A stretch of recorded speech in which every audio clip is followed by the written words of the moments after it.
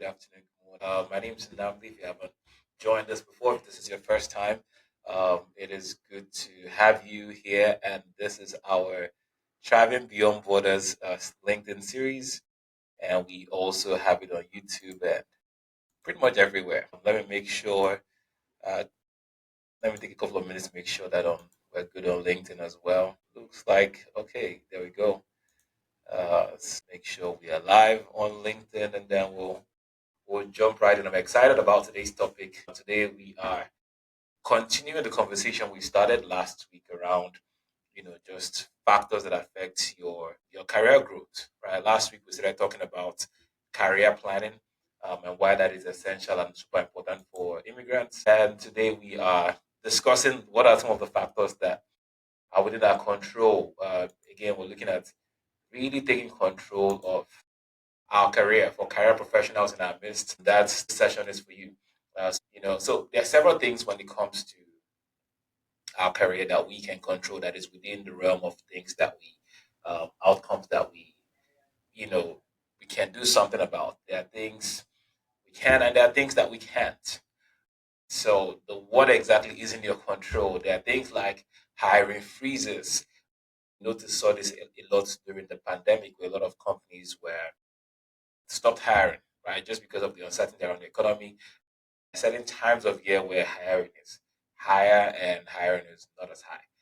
So those are factors that are beyond your control. There's workplace shenanigans. Every organization, job openings might be out there, but then there's you know politics around how that whole process goes. I'm trying to be very picky with my words, but we get the gist. Uh, there are factors that we can control, and there are some that are beyond our control. But all of this, they are relevant in our navigation of as we navigate the workplace transition. Let me put it that way. Especially when it comes to our career and the direction it goes. So it's important to know the factors. So, question for you is: what if your next promotion isn't about luck, but about what you're already managing well? What if the next phase for you, the next step for you, is not something that just happens? It's not a coincidental event, but something that is within your control. What if that was the case? Think about that for a little bit. So there are two buckets of career growth I want to talk about here. Now, the first one is the external factors, and then there's the internal factors. For external factors, and I'm looking my notes, my computer is to my side. So if you see me moving around, I'm looking at referencing my notes so I can stay on point. So there are two buckets of career growth factors, or two buckets for career growth, that we want to talk about. The external factors, we have market shifts, like I was talking about earlier. Market shifts, there are certain things that trend. There are certain careers you come to certain times, and it's like I'll give an example. There was one time when it was Epic. Epic was like that trending career path, and everybody wanted to get certified in Epic, and then got a job. There was an abundance of opportunities. There was a time it was cybersecurity. Everybody who wanted to get into tech wanted to do cybersecurity because of the prospect opportunity, and there was an abundance of jobs. That was a market shift, right? Right now, we're seeing that with AI. Every role seems to have an AIification of it, and so there's market shifts around that. So we see those are external factors. Other external factors, when it comes to companies, things around layout or layoffs. Mass layoffs maybe because of profitability. Ability to employ money. So those factors are beyond. It's not about who is doing a good job or who's doing a bad job. It's not about need. It's about who can we pay. And so companies have to make this adjustments, right, that affect hiring and firing and staffing, all of that. And there's also just general management decisions. So these are factors that are beyond your control as the career professional, whether looking to break into a field, whether looking to advance in your current situation. Um, and then we have the internal factors. Internal factors are the ones that are within your realm of control, the things that you are responsible for, right? So starting from your mindset, how you perceive opportunity, how your mindset around work, your attitude to work, all of that within your realm of control. Your habits, right? Your attitude to work, your habits, that's within your realm of control. Skill development, immersing yourself in continuous learning. And I've talked about this a lot.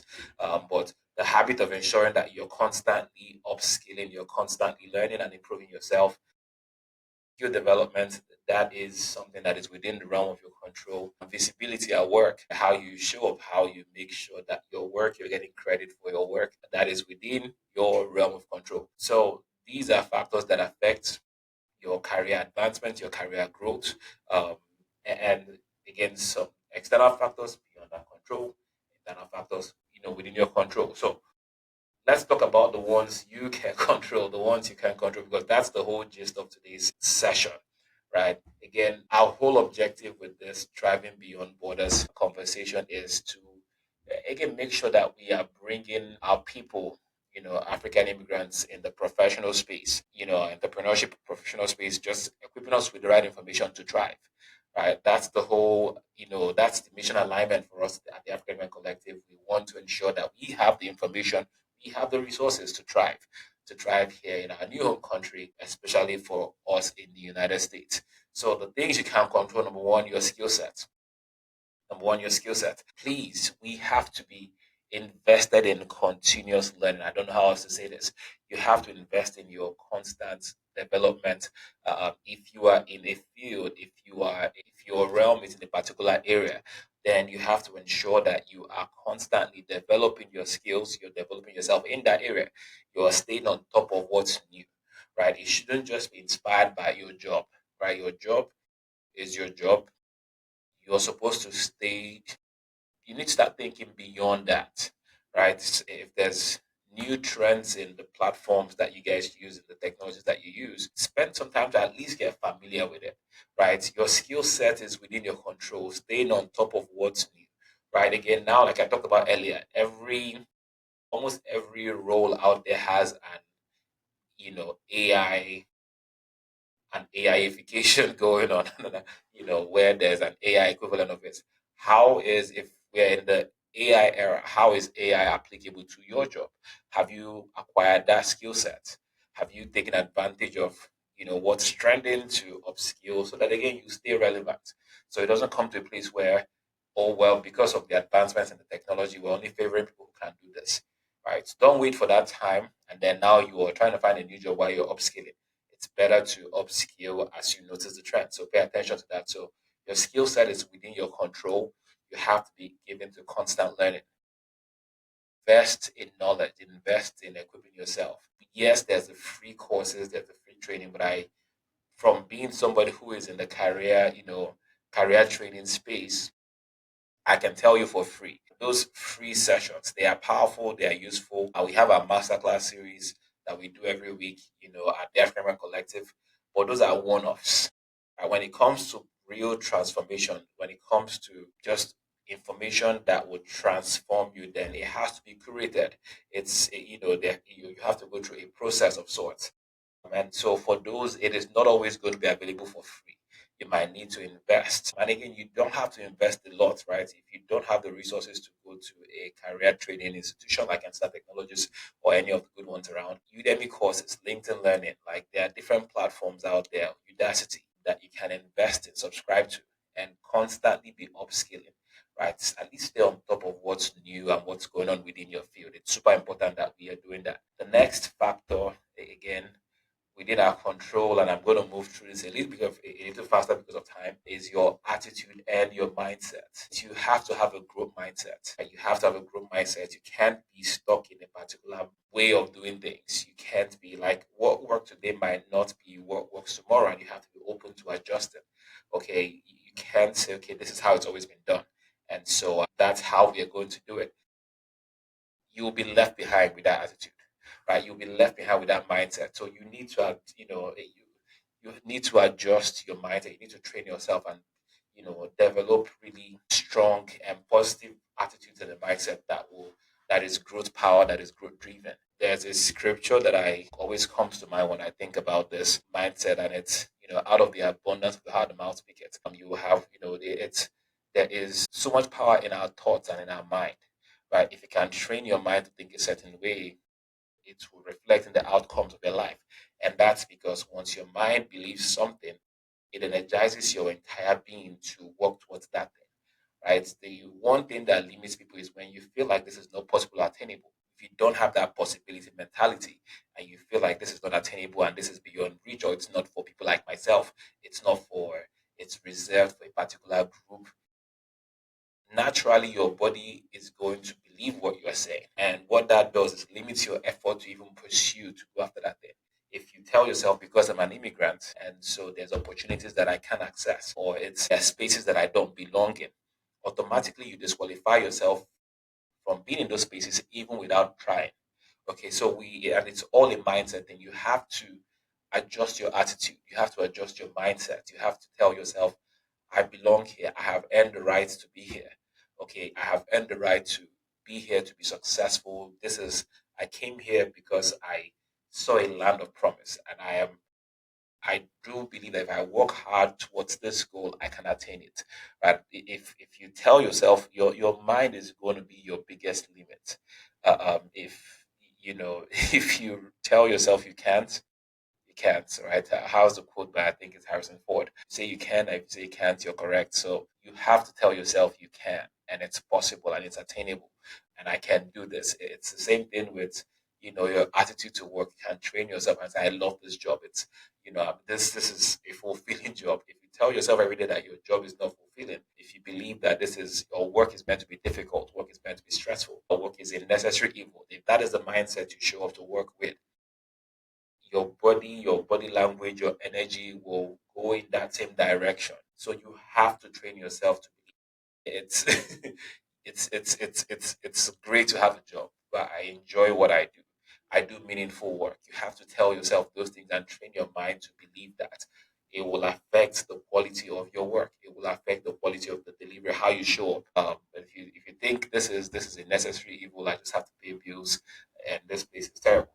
Um, that is the experience you're going to constantly have. And again, it is within the realm of your control. So change your attitude, change your mindset, and see yourself, begin to thrive in your space. But it is totally possible. You have full control. Setbacks will happen. How you respond to those will totally affect, future outcomes, long-term successes for you.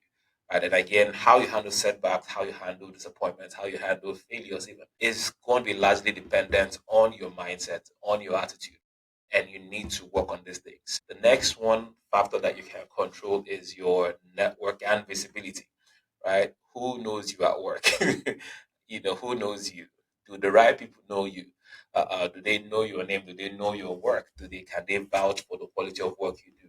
It is on you to ensure that your work.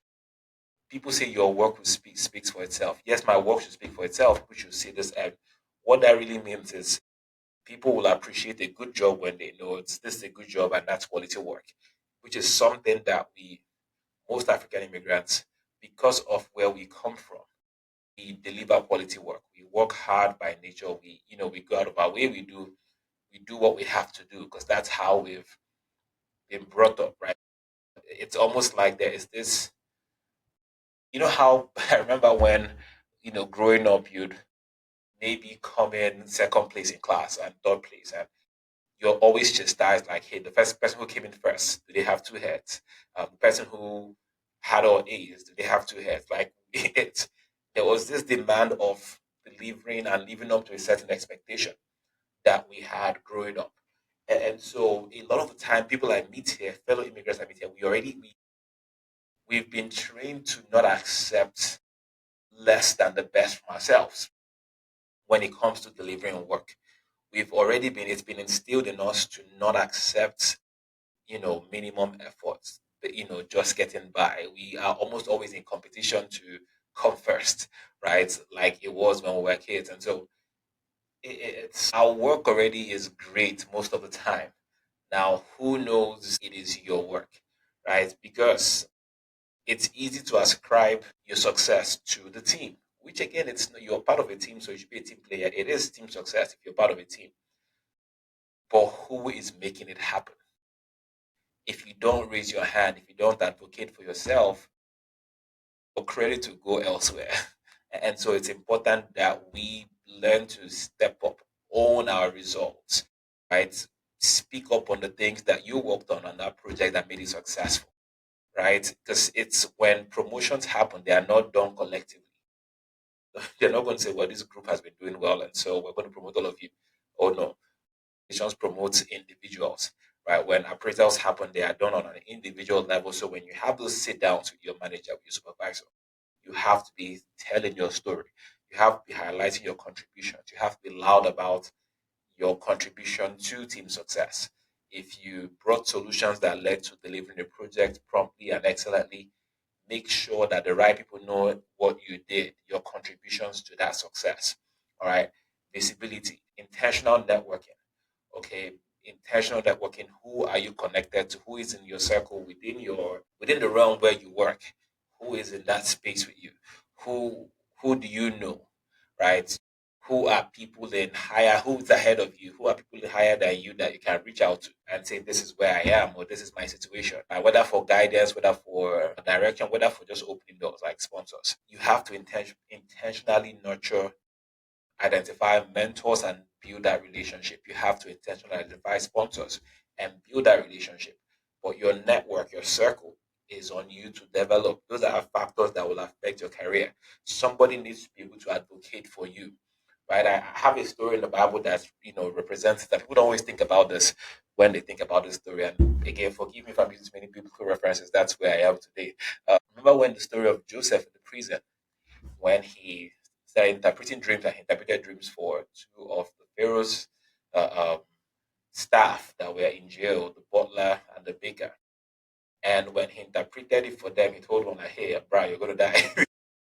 You're gonna die. This is gonna happen." And the second one, he told him, "You'll be restored to your place." And he told him, "Listen, when you get back, when you are reinstated back into your place, please remember me." Right? He immediately put a demand and said, "Hey, be my sponsor." He nurtured that relationship. He told him, "Listen, you know what I do, you know what I'm good at. When the time comes, please think about me. You're going to get back here. This is, he worked his magic, he did his thing, he showed his ability." And then he said to the guy, he didn't just say, "Well, thank you, I've done a great job. I hope you're good, hope you're happy." Oh, no, no, no, no. He leveraged the demonstration of expertise that he had shown as a dream interpreter and then said, "When this happens for you, don't forget me here. Right? Make sure you tell the Pharaoh about me. Make sure you speak well on my behalf." That's how you leverage your excellence, leverage your greatness into the next positions. And what ended up happening when the time came and the king or the Pharaoh was in a situation similar to what the butler guy was in before, right? He remembered, I remember a kid when I was in jail, and he told me this was going to happen, and it happened. I think it can help you. And that opened the door, and that launched the man into destiny. It's the same thing. You have to, I can go about this from a very spiritual perspective, right? Even though there was a destiny that was already allocated or assigned to the man, Joseph, he still had to work his connections to get his place in the throne. That is from a spiritual perspective. So we can't just wait on fate to reward us for our hard work. We can't just wait for our work to speak for itself. We have to, one, make sure that we are visible. We have to make sure that there's visibility for my work. People, the right people, especially decision makers, know the value that I bring. And also need to make sure that when I am intentionally building relationships that can benefit me, right, among my peers, among mentors, superiors, and potential sponsors, right. So that's another area we can control, and we have to. And this is super. I'm emphasizing this one because I know it's something that is not natural for us culturally, right? As Africans, as African immigrants, again, we come from a place where let your work speak for itself. Just work hard, and it will be your hard work will show, and that's true. There's truth to that, but there's a cap as well where you would keep seeing people who are less intelligent, less skilled, less talented, advance beyond you because they are visible, because they have the network, because they know how to shake hands, they know how to walk rooms. They will keep getting ahead and getting opportunities that are rightfully or that you rightfully deserve. It's not going to be it's not going to be something that comes and falls on your lap. Unfortunately, it's the law, it's the game. You have to learn the rules. you have to learn to walk rooms and speak up for yourself and advocate for yourself and claim your stand on your greatness. All right. So wanted to emphasize that the other factors that we control is your personal brand. Your personal brand showing up consistently with excellence. You're building your brand. This is 2025. Everybody has a brand. Whether you are intentional about it or not, you are creating a brand, and people are going to reference that when they deal with you, right? Your brand is going to be a reference point. When people are dealing with you, that's going to be a point of reference for them. Okay. So it starts with, again, showing up, doing your job well, being excellent at your job. You're building a brand, you're building a reputation by showing up on time, your attitude to work, your relationship with your coworkers. It's part of that brand building. And then reliability. Can people count on you? Right? Can my coworkers depend on me? Can people trust my word? What is your impact? That is part of your brand. Okay. But also beyond your work ethic and attitude and all of the things I just talked about, even in the in the grander scheme, in terms of your online presence, digital presence, how are you showing up?